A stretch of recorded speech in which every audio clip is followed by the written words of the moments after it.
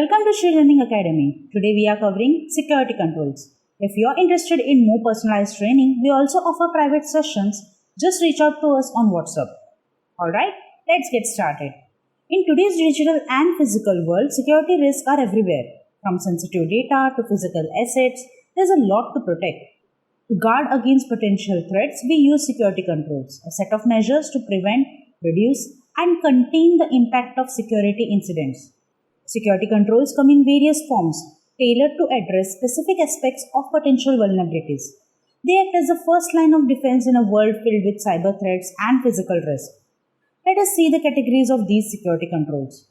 Technical controls are executed through systems leveraging the capabilities of technology to strengthen the security. Examples include operating system controls, which regulate user access and permissions, and firewalls that monitor and control network traffic. Antivirus software is another crucial technical control protecting systems from malicious software. Imagine your computer as a fortress. The operating system acts as the gatekeeper, allowing or denying access to different users. A firewall is like the protective barrier around the fortress, keeping out unwanted visitors, while antivirus software acts as a vigilant guard scanning for the potential threats.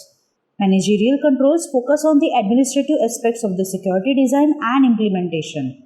They include security policies that set the guidelines for acceptable behavior and standard operating procedures outlining specific security protocols.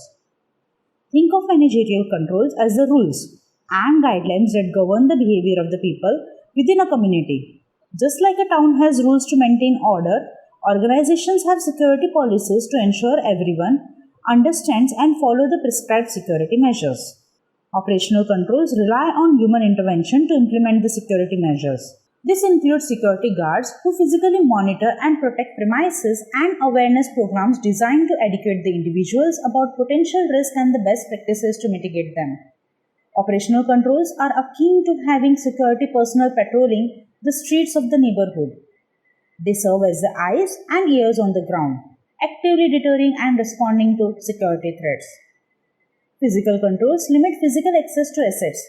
This includes measures such as guard checks, fences, locks, and badge readers. These controls are essential for protecting the physical spaces and ensuring only authorized individuals can enter. Picture a high security facility surrounded by the fences and guarded by the security personnel. Access is granted only through badge readers, ensuring that only authorized individuals can enter the premises.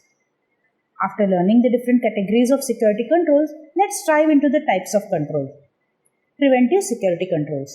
These are the first line of defense aiming to block unauthorized access and thwart the potential security breaches. Think of them as the gatekeepers that stand firm against any attempts to compromise the system.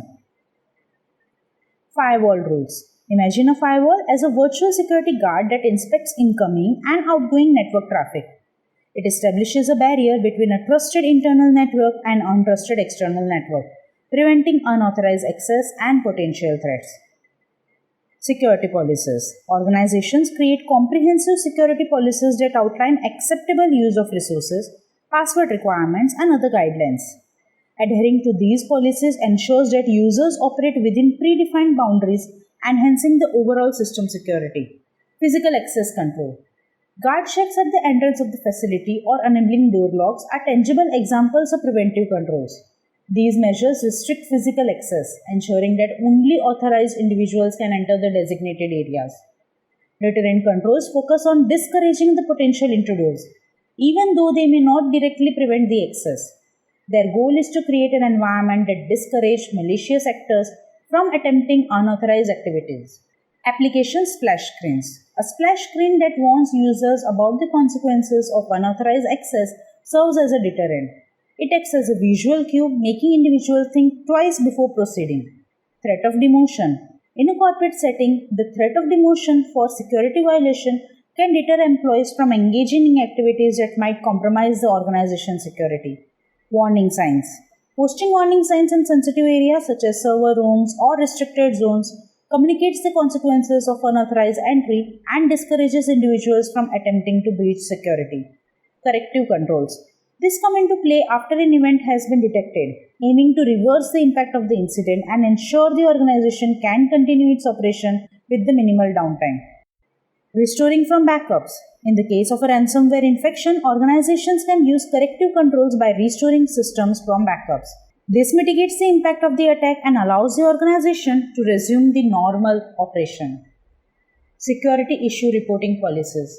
Creating policies that mandate the reporting of a security issue is a corrective measure. This enables a swift response to incidents, ensuring that appropriate actions are taken to address and rectify the problem. Engaging law enforcement. Corrective actions may involve collaborating with law enforcement to manage criminal activity. This can include investigations, legal proceedings, and other measures to address the security breaches. Compensating controls come into play when existing controls are deemed insufficient. They act as supplementary measures to prevent the exploitation of weaknesses and provide an alternative layer of protection. Firewall blocking specific application. Now, instead of patching a vulnerable application, a firewall can be configured to block that specific application. This compensating control helps mitigate the risk until a permanent solution is implemented. Separation of duties. Implementing a separation of duties is compensating control that prevents a single individual from having excessive control over a process or a system. This minimizes the risk of unauthorized activities. Emergency power generators. When faced with a power outage, organizations may use generators as compensating control to ensure critical systems remain operational until regular power is restored. Directive controls direct individuals and systems towards security compliance by providing guidelines, instruction, and policies. While relatively weak compared to other controls, they play a crucial role in shaping the behavior and promoting security awareness. Protected folder usage. Directing users to store sensitive files in a protected folder is a directive control. This guides behavior by promoting a secure approach to handling the confidential information. Compliance policies and procedures. Establishing compliance policies and procedures provide a framework for employees to follow, ensuring consistency in security practices across the organization. Security training. Training users on proper security policies is a directive control that enhances awareness and educates the individuals on best practices to mitigate the security risk. Managing security controls. Understanding that security controls are not a one-size-fits-all solution is crucial. Understanding that security controls are not a one-size-fits-all solution is crucial. Organizations often combine various types of control to create a robust security posture that aligns with their specific needs and challenges. Here are some key considerations. Multiple categories and types. Security controls span multiple categories and some controls may fall into more than one type. This flexibility allows organizations to tailor their security approach based on their unique requirements. Evolution of systems and processes. As technology and business processes evolve, new security controls emerge. Staying informed of these developments is essential to ensuring that security measures remain effective and up to date. Organizational variability. Different organizations may adopt very distinct sets of control based on their industry, size, and specific threats they face. What works for one may not necessarily be suitable for another. In conclusion, the world of security controls is diverse and dynamic, requiring a strategic and adaptable approach to safeguarding valuable assets. By understanding different control categories and the degree of preventive, deterrent, corrective, compensating, and directive controls, organizations can build a comprehensive security framework that effectively mitigates the risk and promotes a secure operational environment. Remember, security is a continuous journey and not a destination. Stay vigilant, adapt to changes, and always prioritize the protection of your digital and physical assets. Thank you so much for watching this video, and if you are looking for more personalized training, contact us on shreelearningacademy.com or on WhatsApp. We offer a range of theoretical and practical courses starting at just $99. You can also find a written explanation and a quiz on our website, link in the description below. Don't forget to subscribe for more useful videos and feel free to ask any questions in the comments. We are here to help. See you in the next one.